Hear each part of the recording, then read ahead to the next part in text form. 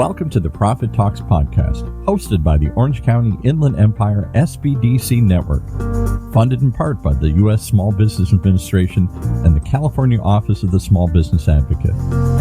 This show is the go-to resource for business owners seeking empowerment, education, and resources to succeed. Join us as we connect you with experts, share the triumphs of fellow entrepreneurs, and reveal the wealth of assistance available to you today to level up your business. So let's go. Let's dive in and learn more. Well, today, if we talk about experts, if we got an expert with us today, if you go look up the dictionary and you look up expert, you're going to see David Friedman's picture under expert there. A couple of expertises, maybe not just one here. David Friedman, welcome to the show. Hey, it's a pleasure to be here, Paul. Thank you. Let's see if we can define some of those expertises here. Your current gig is probably the one that gets you the most attention in town here. You're the chairman of the Tech Coast Angels here. Yep, that is correct. TCA has been part of my life. It's my passion to help the entrepreneurs and be part of the startup ecosystem within Southern Cal. And I've been doing it for about 14 years now. For those 5 people listening who don't know what the Tech Coast Angels are, this is the secret club everybody wants to get into. This is the group of investors that act as angels and help launch all sorts of businesses around, right? Yeah, Tech Coast Angels has been around since 1996-97. We currently have 400 members. They're all accredited investors. Wow. And we're in 5 different groups or chapters: the TCA LA, TCA Orange County, TCA Inland Empire. And about a year and a half ago, we added 2 licensees. One is Pasadena Angels, which focuses on technology, and Meta, M-E-D-A, in case my New York accent doesn't come across real well. Meta Angels focuses on later seed, early A health tech companies. There are a bunch of medical doctors, practitioners, scientists. The stuff that's in this building. We're at UCI's Beal Applied Innovation Center. You've been here longer than I have. When it was in the earlier center, now it's in this bigger one, where they try and take technology and turn it into something. It's mostly med tech and medicines in this building. So that's a great segue into what we invest in. We pretty non-discriminate. We invest in a variety of different early stage deals. Some pre-seed, mostly seed, bridge to A, early A. And 40% of our investments over the last several years have been in life sciences. Then we do our technology, ad tech, ed tech, martech, fintech, x-tech, whatever you want to call it. All these magic techs, yeah. Whether all it's the magic financial, tech. Marketing, not here. Well, medtech seems to be the big one in this building, and in Orange County, we seem to be known for developing that kind of stuff. Any stories you can share of anything, not current, but stuff that you guys have worked on or helped take the market here or take the next stage here? Well, it won't be medtech. I was talking with a friend of mine this morning about Lori Torres. Lori was an executive at the Irvine Company, had this great idea called automated lockers. They compete with the Amazon locker program, as you know.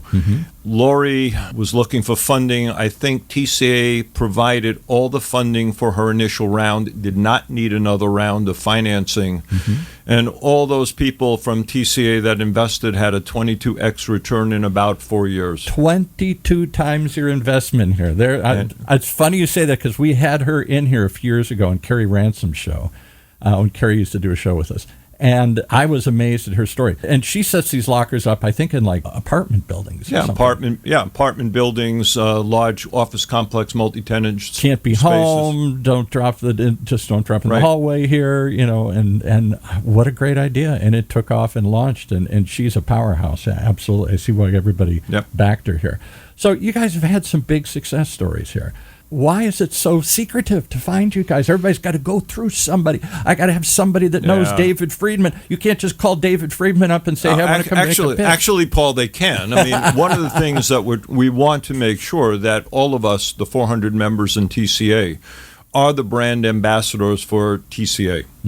We are always out in the ecosystem. We spend time at the UCI events here at Beal Applied Innovation. Yeah, right. Last week we're at the OC Startup event down at Hangar 74 or 55. I forgot what the hangar number is. It has a nice P-51 out front. Yeah. We've been involved and only guys our age know what a P-51 is, but go ahead. Well, if you watch Nick at Night, you can watch Black Sheep Squadron, I guess. Oh, no. You know, if you look at it that way. Going way back. Robert Conrad. Exactly. And we have been a sponsor at Pepperdine Most Fundable Companies. We're involved with the Long Beach Accelerator.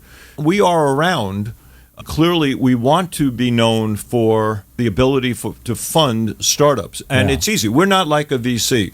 If you talk to us, we'll help you out. Our goal is to be helpful, not hindering you from getting funding. And too many of the VCs, they're going to take it over as the impression. I'm going to bring in my own team, my own this. I'm going to take it my own direction. People are hesitant to get to that level. They certainly have great success stories, but the difference between an angel, you guys are like an angel. You float in and say, well, all right, let's get this thing rolling. Well, it's also our money. I mean, VCs have general partners and limited partners who are kind of passive. Right. All the work that we do in Tech Coast Angels is basically active. This is all of our funds. We either have funds, and we have 4 funds that you can participate in. Right. We also do individual investments in companies alongside the funds, call them sidecars. But it's very easy to get to us, techcoastangels.com. If you're an entrepreneur, apply under the tab that says Entrepreneur Apply Here. You can apply to one or more of our networks or chapters within TCA. And you get a chance to be heard. And we'll give you advice, by the way, so we won't just let it go into deep space. That's the key, because let's start with the most basic advice. Just one takeaway in this short show here today. I thought, like so many thought, it's all about the pitch. It's all about, I got to have this great opportunity that I saw. It's got to have a 10x, 20x, got to have a great potential upscale to it here. Big market, big opportunity, and then I got to pitch it perfectly. And that might get your attention. But what I've learned through the last few years, it's just as important who you're investing in as what you're investing. Is that correct? Well, it's a combination of both. I give a talk, and I did this last week at Chapman as well, and I've done it for Westcliff University in their most distinguished speaker series. Not that I'm distinguished, but that's what they call it. So I'm in the extinguished service here. Yeah, I'm in the same boat that you're in. We come from that same camp.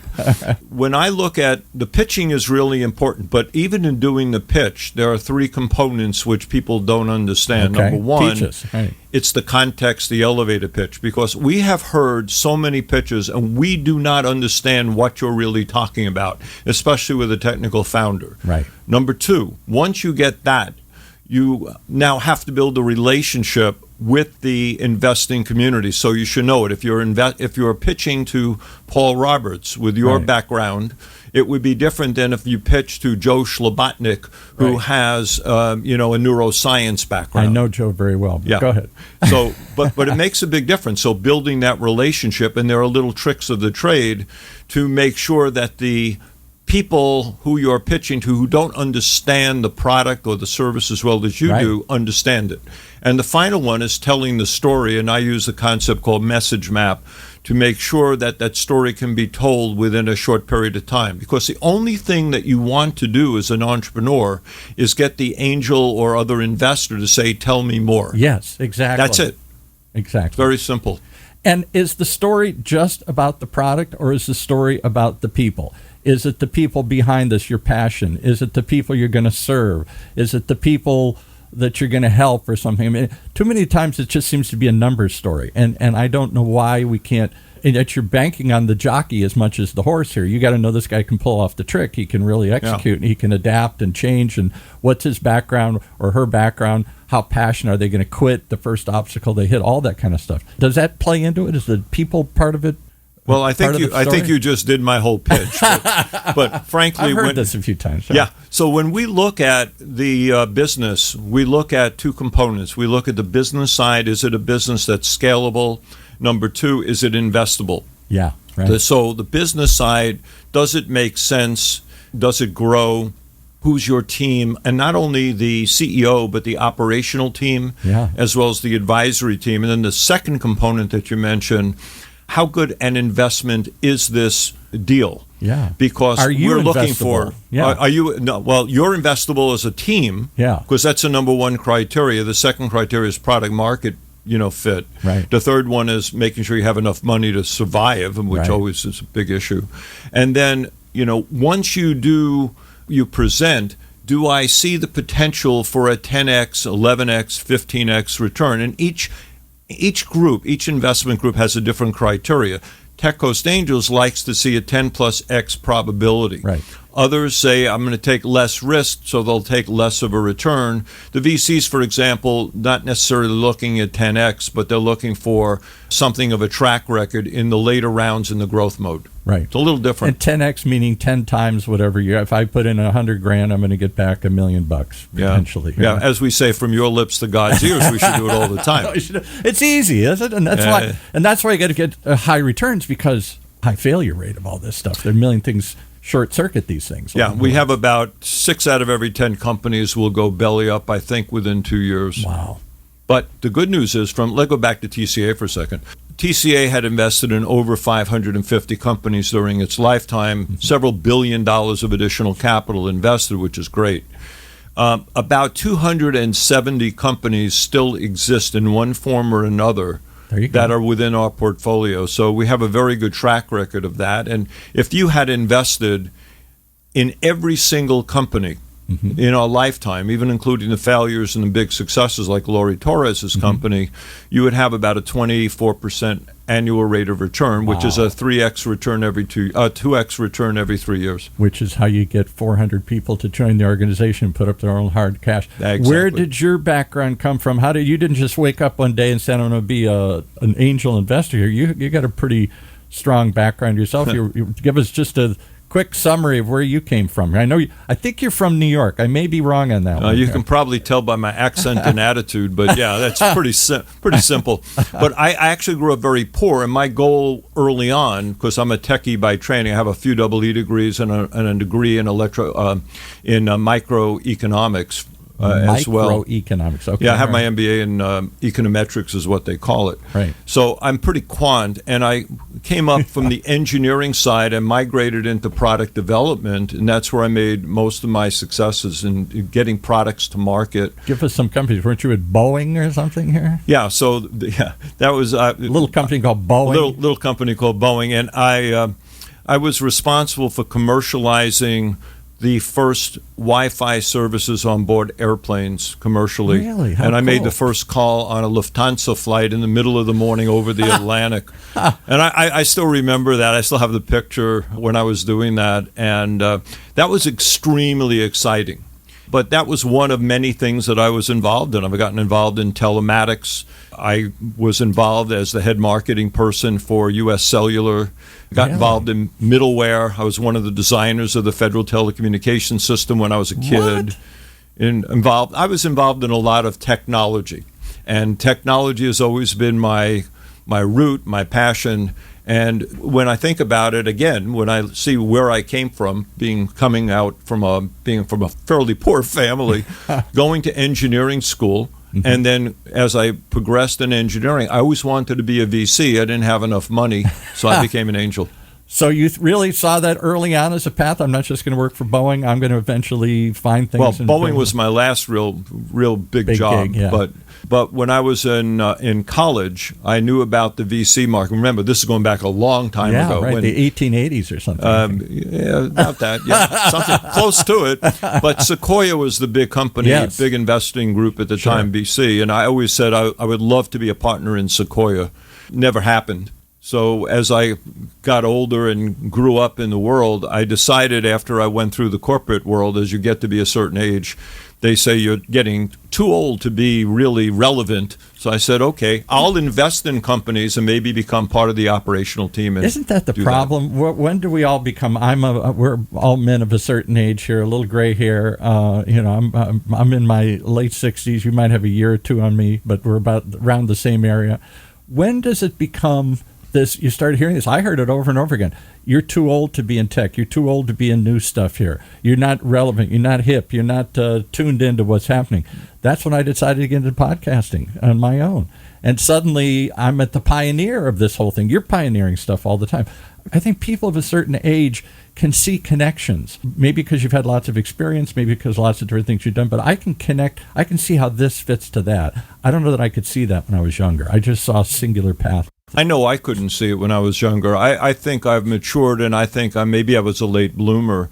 But I think if you continue to learn, want to learn, keep your eyes open, talk to a lot of people, get involved with the younger generation, I don't think you become irrelevant. I think the perspective that an older person brings, let's call it more mature, and I'm not saying what the age limit is. There are young people that are 70 and there are old people that are 30. Right. But I think it's a continual quest for knowledge and a continual ability to want to give back, integrate that knowledge into your base, and expand. And somehow your electrons can make those connections. I mean, that's the idea of creativity. How do you connect this and this? I never thought those two things would go together.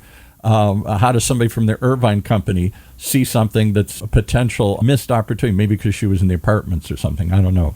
But how does she see there's a missing opportunity here and I can see a solution? I think it takes some age. I think you have to build those connections in your brain.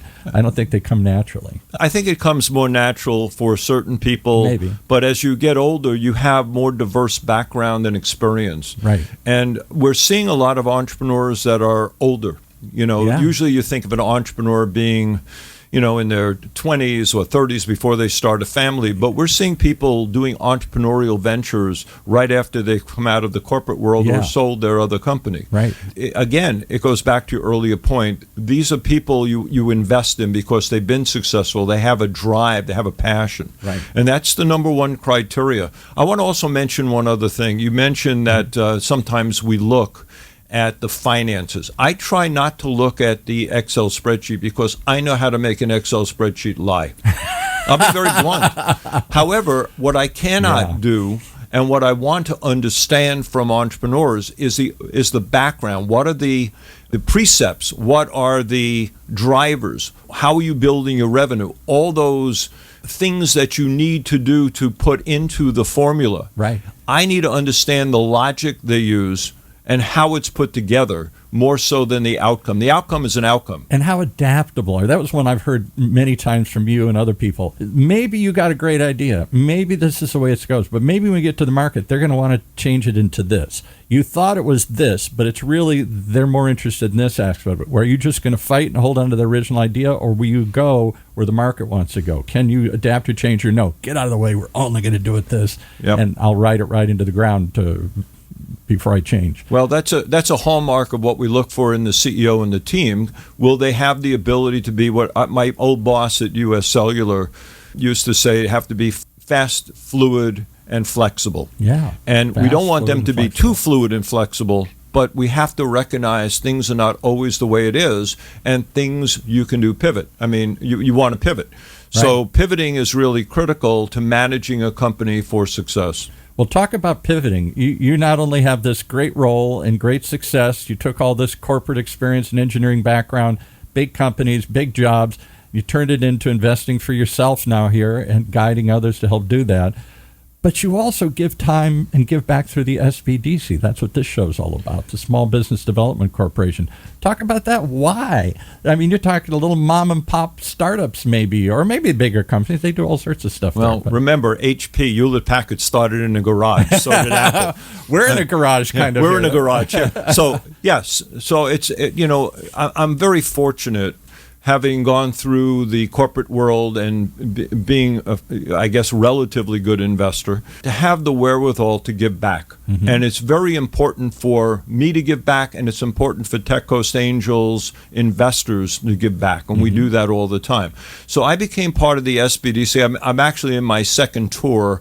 I was there early on. Yeah. When they were up near the airport, and now they're over at Octane. Yeah. I'm part of Launchpad by Octane. Right. And I enjoy working with these small startups because it's a kernel of an idea that we can help expand upon. Mm-hmm. So I've coached people. I work in conjunction with others. We have a few programs. We have a program called Medical Monday, Medical Monday. Okay, what's Medical Monday? This is through Octane, right? This is through Launchpad at Octane, Medical Monday. Which is an SBDC office. Correct. Right. They're one of the funded ones by the SBA. So Medical Monday and Tech Tuesday, so we put those two together. Why not? We have a lot of these programs because we want to encourage people to submit ideas. Right. Medical Monday is a combination of SBDC people.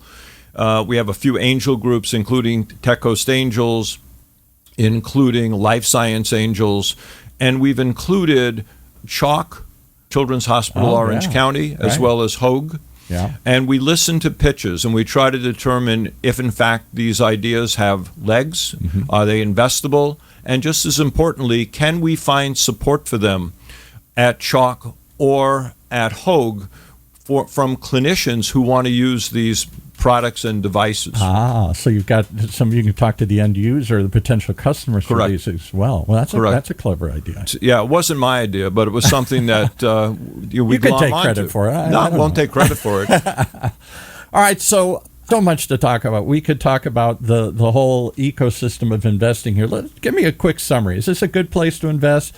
I know there's lots of startups here, but there's always a common complaint that there isn't a good investment community here. It isn't big enough investment community or a sophisticated enough investment community. They know how to invest in real estate and things like that and a few sub areas, but are they as rich and diverse as up in the Bay Area or Boston or someplace like that?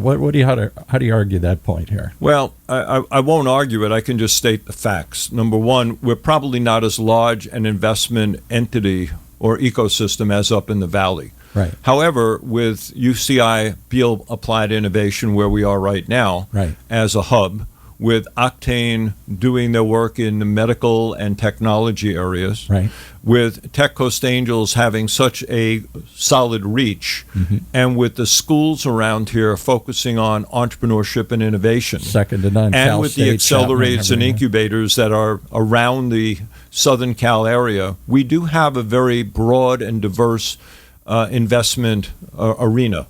I think we can be easily found. People are out in the markets looking for deals. We always are looking for that great deal.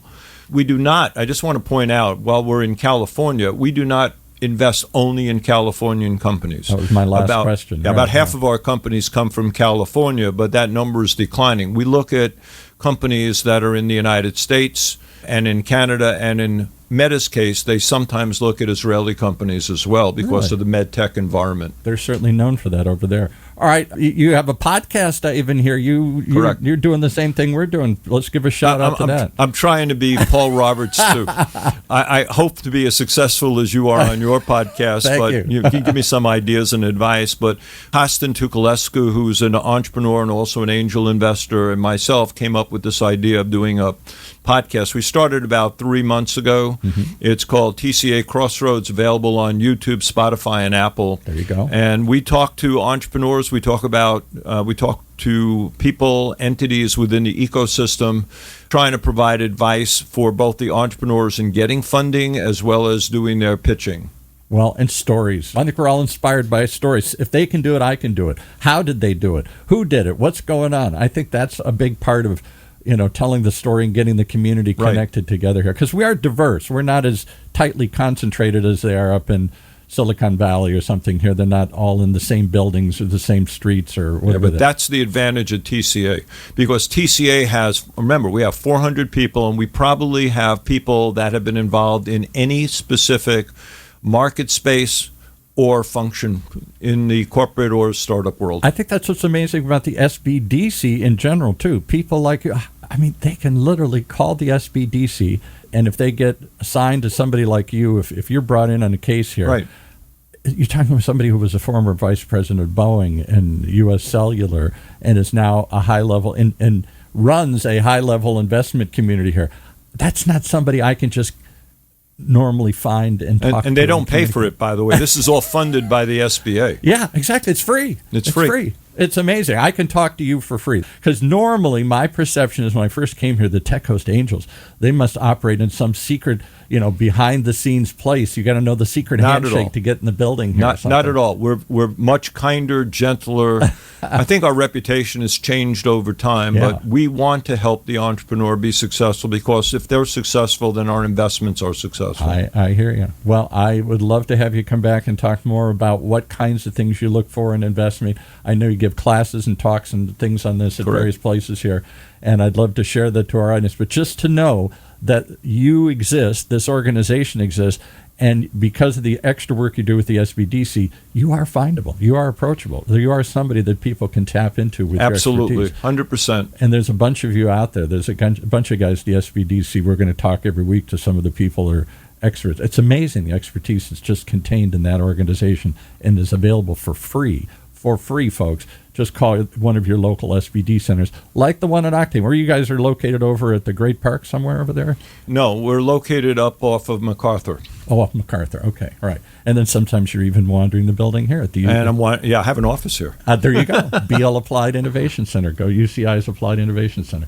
All right, thank you for stopping down and spending a few moments with it. It is a rare privilege to hear somebody at your level, at your background, at your expertise, who's not just going to talk about what he used to do, but you're at the cutting edge of what's happening right now, and that's what's so cool.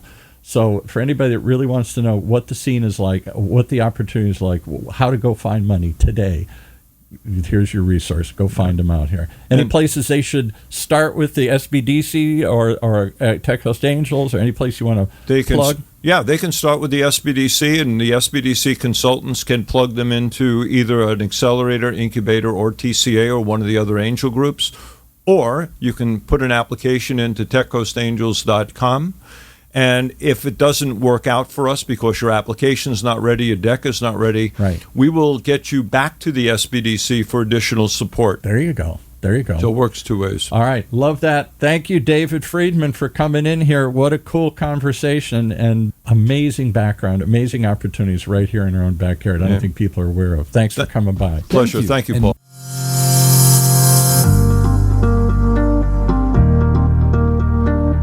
As we conclude another episode of the Profit Talks podcast, we hope we've empowered your entrepreneurial spirit. Reach out to us to connect with our experts, and let's take your business to the next level. Keep those dreams alive, keep pushing forward, and stay tuned for more. And if you liked what you heard in today's podcast and you want your business to reach new heights, just contact us at profittalkspodcast.org or call us at 1-800-616-7232. That's 1-800-616-7232. So until next time, keep thriving.